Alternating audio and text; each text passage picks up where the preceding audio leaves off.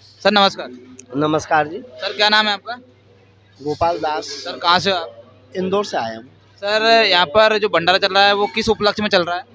ये जो भंडारा जो समागम चल रहा है, ये कबीर परमेश्वर जी के 507वें निर्वाण दिवस के उपलक्ष्य में मनाया जा रहा है।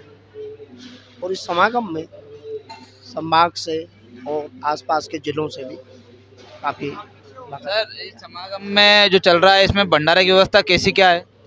भंडारे की व्यवस्था जो है आश्रम पे अधिकतर जो हमारे यहाँ भंडारा बनता है, गुरु जी की दया से भोग लगता है और सबको एक समान वितरित किया जाता है, जिसमें चपाती राम है, दाल है, सब्जी है, बूंदी राम है और मिठाई, इस प्रकार की चीज़ें बनती है और बिल्कुल शुद्ध सात्विक भोजन दिया जाता है। ठीक है सर, आपने करी यहाँ संत रामपाल जी महाराज जो आश्रम है यहाँ पर जो व्यवस्था है वो प्रशासन का कोई साथ है यहाँ पर?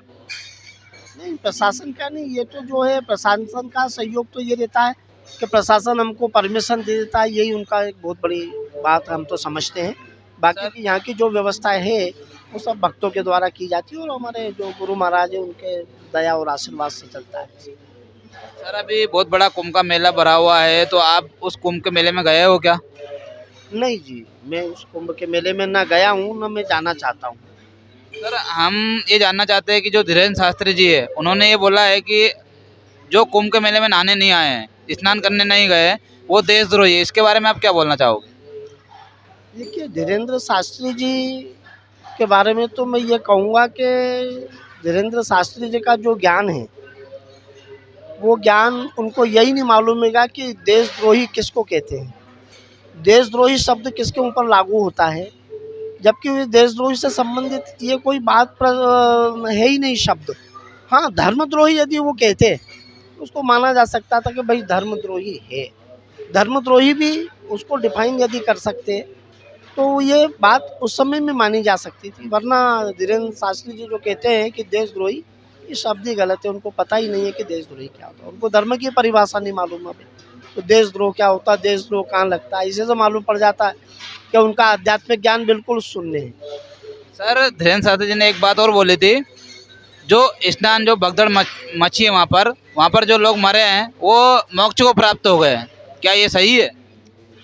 देखिए, यदि कुंभ में हम जा रहे हैं या कोई भी धर्म स्थान पर जाते हैं तो जो श्रद्धालु जाता है वो अपनी आस्था को लेकर जाता है, जो भी इष्ट देव के नाम से जाता है। तो इष्ट देव के लिए श्रद्धालु, जैसे कहते हैं कि भक्त के लिए भगवान बड़ा होता है, तो भगवान जो है वो भक्त की रक्षा करता है।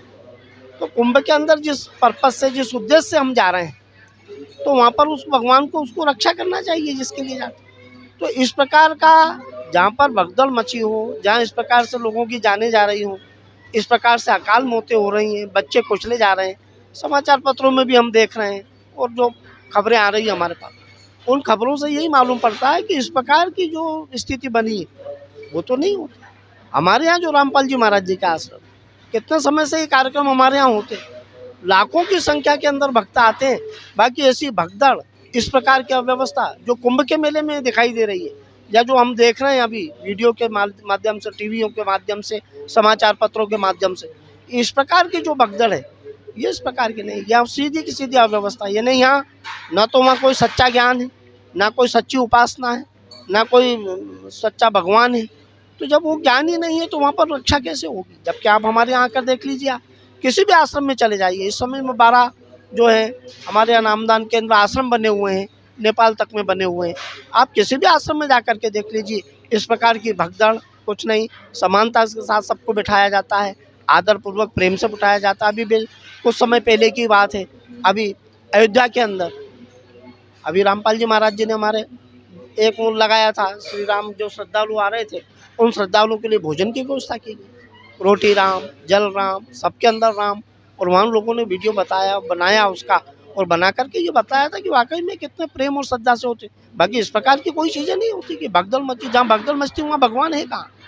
सर एक बात और देखिए, हमने यहाँ पर जो बड़े बड़े भंडारे होते हैं तो एक मीडियम और एक वीआईपी के लिए अलग स्थान करा जाता है, तो सतलोक आश्रम में भी ये व्यवस्था की गई है क्या वीआईपी और जो मीडियम वर्ग के लोग रहते हैं उनके लिए? नहीं जी, हमारे यहाँ ऐसा नहीं है। संत रामपाल जी के आदेश से और उनके हिसाब से यहाँ वीआईपी में अमीर गरीब, पढ़ा लिखा है, अनपढ़ है, किसान है, मजदूर वर्ग है या कोई बिजनेसमैन, हमारे यहाँ ऐसे कोई इस प्रकार का भेदभाव नहीं किया जाता है।